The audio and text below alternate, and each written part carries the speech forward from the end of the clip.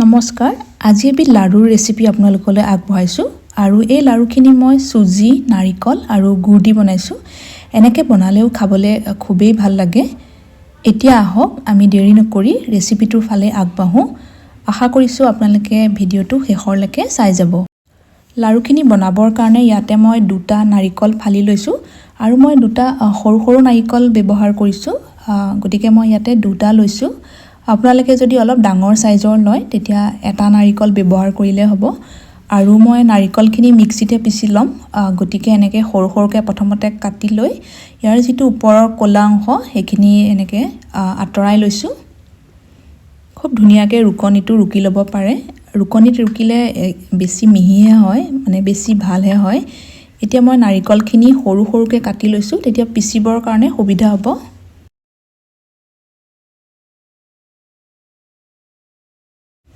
এয়া মোৰ গোটেই নাৰিকলখিনি কাটি লোৱা হৈ গৈছে এতিয়া মই মিক্সিৰ যিটো মিডিয়াম সাইজৰ জাৰ সেইটোতে গোটেই নাৰিকলখিনি এনেকৈ পিচি ল'ম যিহেতু নাৰিকলৰ কোৱান্টিটি অলপ বেছিকৈ আছে গতিকে মই এইটো মিডিয়াম জাৰটো ব্যৱহাৰ কৰিছোঁ আৰু নাৰিকলখিনি পিচিবৰ কাৰণে ইয়াত পানী বা গাখীৰ একো ব্যৱহাৰ নকৰোঁ এনেকৈ খালীকৈ একেবাৰে মিহি হোৱাকৈ নাৰিকলখিনি এয়া মই পিচি ল'লোঁ এতিয়া গোটেই নাৰিকলখিনি থাল এখনলৈ উলিয়াই ল'লোঁ আৰু ইয়াত কিমানখিনি নাৰিকল হ'ল গোটেইখিনি আপোনালোকক মই জুখি দেখুৱাম কাৰণ মই ইয়াত লাৰুখিনি বনাবৰ কাৰণে চুজিও ব্যৱহাৰ কৰিম গতিকে গোটেই বস্তুখিনি জুখি ল'লে আপোনালোকক দেখুৱাবলৈও সহজ হয় আৰু তেতিয়াও লাৰুখিনিও খুব ভাল হয় এনেকুৱা এটা জোখত গোটেই বস্তুখিনি বনালে এনেকুৱা এটা ডাঙৰ কফি কাপ মই ব্যৱহাৰ কৰিছোঁ গোটেই জোখখিনি ল'বৰ কাৰণে মানে চুজি গুড় আৰু নাৰিকলৰ জোখ এই কাপটোৱে ল'ম আপোনালোকে যিকোনো চাহ খোৱা কাপ বাটি বা সৰু মগ এটাও ল'ব পাৰে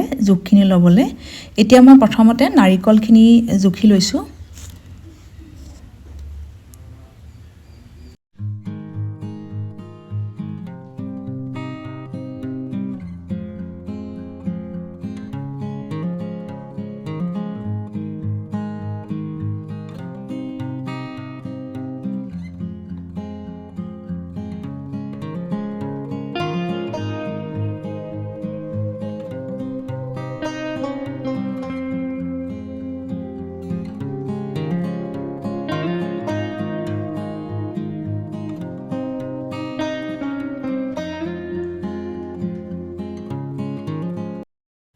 এয়া প্ৰথমতে নাৰিকল একাপ ফুলকৈ হ'ল কাপটোত আৰু এইখিনি হৈছে প্ৰায় আধা কাপেই হৈছে মানে ইয়াতে মই টোটেল 1.5 কাপ নাৰিকল ৰুকি লোৱা ব্যৱহাৰ কৰিছোঁ এতিয়া এইটো কাপেৰে মই বাকি গুড় আৰু চুজিখিনিও জুখি ল'ম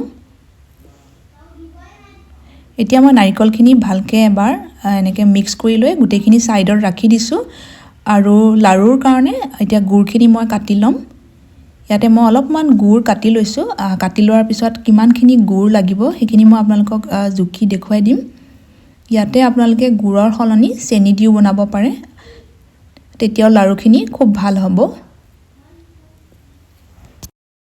আৰু লাৰুৰ কাৰণে অলপ আঠা থকা গুড়টো ল'ব তেতিয়া গুড়ৰ পাকটো উঠিলে লাৰুখিনিও ভাল হ'ব এয়া মই গুড়খিনি কাটি ল'লোঁ এইখিনি মই পিছত জুখি ল'ম এতিয়া প্ৰথমতে গেছটো অন কৰি কেৰাহীখন যেতিয়া ভালকৈ গৰম হৈছে ইয়াতে মই এচামুচ ঘিউ দিলোঁ ঘিউখিনি যেতিয়া ভালকৈ গলিছে এতিয়া মই যিটো কাপেৰে নাৰিকল জুখিছিলোঁ সেই কাপটোৰে প্ৰথমতে ইয়াতে এয়া ফুলকৈ 1 কাপ চুজি দি দিলোঁ এতিয়া ইয়াতে মই আৰু আধা কাপ চুজি দি ল'লোঁ মানে মুঠতে ইয়াতে মই 1.5 কাপ চুজি দিছোঁ এতিয়া এই চুজিখিনি অলপ সময়ৰ কাৰণে আমি ভাজি ল'ম চুজিখিনিত যাতে অলপো কেঁচা ভাৱটো নাথাকে কেঁচা গোন্ধটো নোহোৱালৈকে চুজিখিনি কম জুইতে এনেকৈ ভাজি আছোঁ আৰু চুজিখিনিৰ ৰংটো বিশেষ সলনি হ'ব দিব নালাগে নহ'লে পিছত লাৰুৰ টেষ্টটো গৈ ভাল নহয়গে এনেকৈ মই ঘনাই ঘনাই লৰাই চুজিখিনি ভাজি আছোঁ চুজিখিনি মই প্ৰায় 10 মিনিটমান সময় ভাজি ল'লোঁ ইয়াৰ পৰা খুব ধুনীয়া ভজা ভজা গোন্ধ এটা আহিছে আৰু ৰংটো চাওক বিশেষ সলনি কৰা নাই মই ৰংটো একেবাৰে কম জুইতে ভাজিছোঁ এতিয়া ইয়াতে মই আৰু এচামুচ ঘিউ দি লৈছোঁ আৰু যিখিনি নাৰিকল আমি ৰুকি ৰাখিছিলোঁ নাৰিকল 1.5 কাপ ইয়াতে এতিয়া দি দিছোঁ গেছৰ ফ্লেমটো এতিয়াও কমাই থোৱা আছে এতিয়া ইয়াতে এয়া নাৰিকলখিনি দি ল'লোঁ। ইয়াতে মই চুজি আৰু নাৰিকল সম পৰিমাণে লৈছোঁ, মানে মই যিমানখিনি চুজি লৈছোঁ সেই সিমানখিনিয়ে নাৰিকল ব্যৱহাৰ কৰিছোঁ।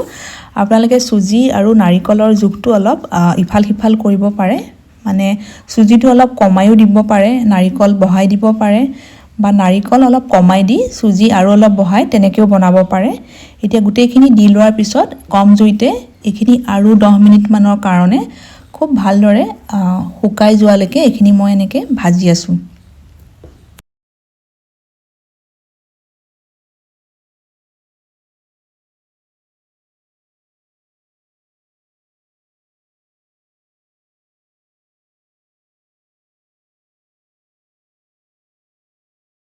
এইখিনি মই আৰু 10 মিনিটমান ভাজি ল'লোঁ নাৰিকল দিয়াৰ পিছত, আৰু চাওক গোটেইখিনি পূৰা ফৰফৰীয়া হৈ আহিছে। ইয়াতে এতিয়া এচামুচমান ইলাচি দি দিলোঁ। 5টা ইলাচি মই বাকলি আঁতৰাই খুব মিহিকৈ খুন্দনাতে খুন্দি লৈ ইয়াতে দি ল'লোঁ, আৰু গোটেইখিনি খুব ভালদৰে মিক্স কৰি আৰু 2 মিনিটমান ভাজি ল'লোঁ। এতিয়া মই গেছটো অফ কৰিছোঁ আৰু এইখিনি কাঁহী এখনলৈ উলিয়াই ৰাখিছোঁ।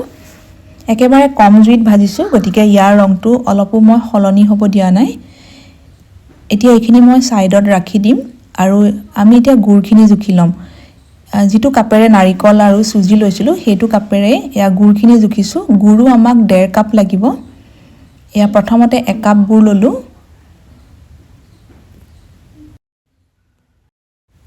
এতিয়া আৰু আধা কাপৰ জোখত গুড়খিনি জুখি লৈছোঁ, আৰু গুড়খিনি এতিয়া আমি খুব ভালদৰে এটা নিৰ্দিষ্ট সময়লৈকে পগাই ল'ব লাগিব।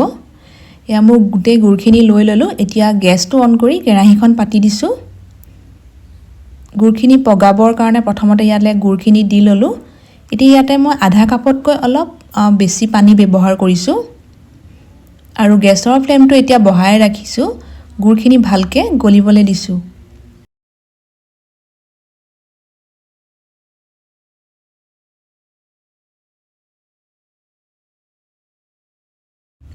এয়া গুড়খিনি প্ৰায় গলিছে। এতিয়া গেছটো কমাই ৰাখিছোঁ আৰু গুড়খিনি ঘনাই ঘনাই এনেকৈ লৰাই আছোঁ। এইখিনি ভালদৰে আমি পগাই ল'ব লাগিব।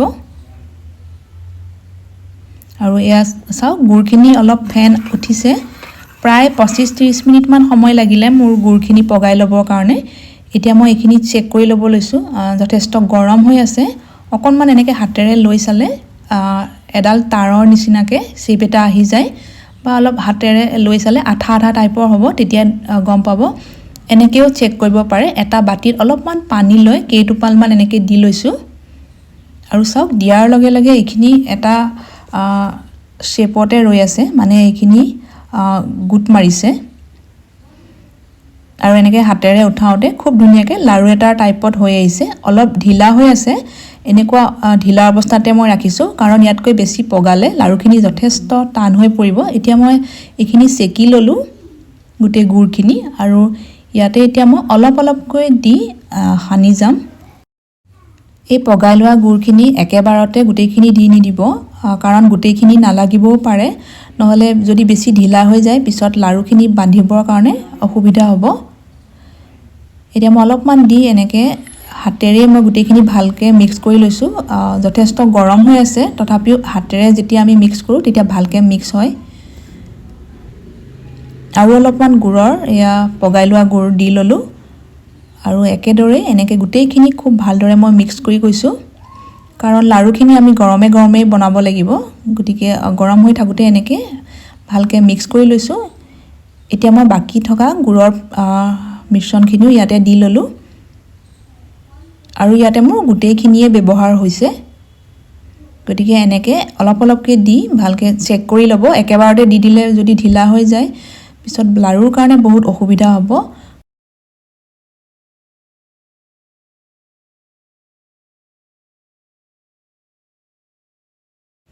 ভালকৈ গোটেইখিনি মিক্স কৰি লোৱাৰ পিছত এতিয়া মই এইখিনি অলপ এনেকৈ হেঁচি হেঁচি থৈ দিছোঁ, তেতিয়া মিশ্ৰণখিনিৰ পৰা গৰম ভাৱটো ওলাই নাযায়, আৰু গৰম হৈ থাকিলে বনাবৰ কাৰণে একেবাৰে সহজ।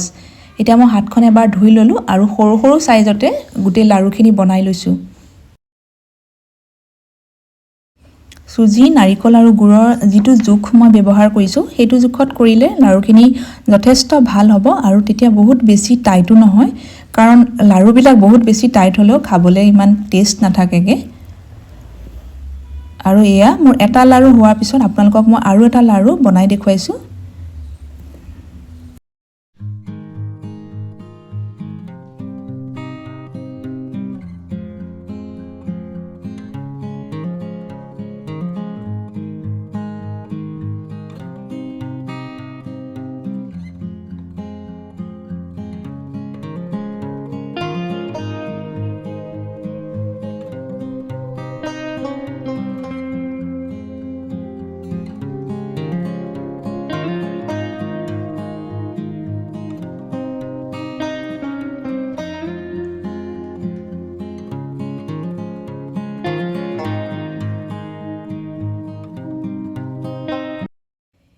এয়া মই গোটেই লাৰুখিনি বনাই ল'লোঁ আৰু ইয়াতে মোৰ টোটেল 41টা লাৰু হৈছে